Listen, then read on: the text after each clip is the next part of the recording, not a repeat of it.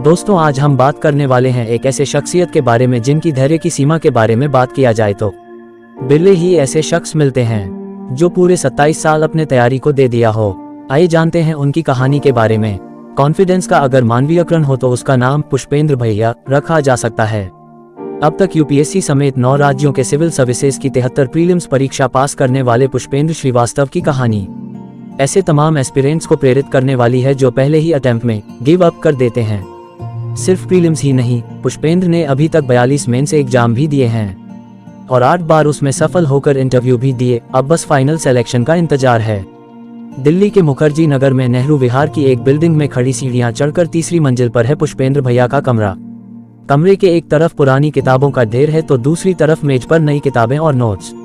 पुष्पेंद्र भैया इन दिनों MPPSC के इंटरव्यू की तैयारी कर रहे हैं। कोरोना के कारण उन्हें ये अटेम्प्ट मिला है जिसे वो चूकना नहीं चाहते। इलाके में उनका नाम सुनकर उनसे संपर्क किया तो वो बिल्डिंग के नीचे ही लेने पहुंच गए। दमकते चेहरे वाले पुष्पेंद्र गर्मजोशी से मिले। इलाके में नए एस्पिरेंट्स हों या तैयारी कर रहे यूपीएससी के पुराने महारथी, सभी के भैया पुष्पेंद्र किसी काउंसलर या गाइड से कम नहीं है। उनके कमरे में किताबों की अलग ही खुशबू भरी है।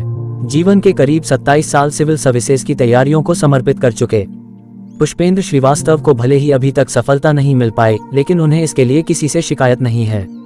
चेहरे पर वही कॉन्फिडेंस और सफलता हासिल करने की लगन साफ झलकती है। नेहरू विहार में कई सालों से रह रहे पुष्पेंद्र को अब इलाके में एक अलग पहचान मिल चुकी है। कठोर परिश्रम और धैर्य जीवन में सफलता के मूल मंत्र हैं। केवल मन की इच्छाओं से नहीं बल्कि कठोर परिश्रम और सतत प्रयास से ही मनुष्य अपने लक्ष्य को प्राप्त कर सकता है।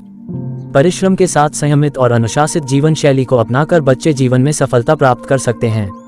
साधना का अर्थ है अपने भीतर की श्रद्धा और विश्वास की शक्तियों का सम्मिश्रण करके एक नई शक्ति का आविर्भाव करना।